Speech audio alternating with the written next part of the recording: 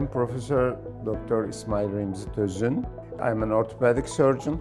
Main entrance of my hip and knee replacement surgery, arthroplastic surgery. I work with Mr. Michael Freeman in London Hospital. My field was only arthroplasty of hip and knee surgery. I designed knee replacement, special anthem type of the knee replacement, one of that designer group.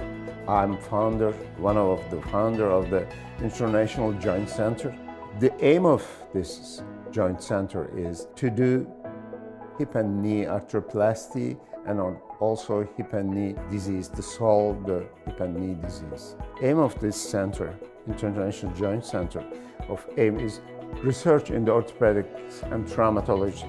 In this center has different type of the disciplines. For example, arthroplasty, knee and hip arthroplasty, sports medicine and arthroscopy, shoulder surgery, hand surgery, spine surgery, and all the other disciplines we have.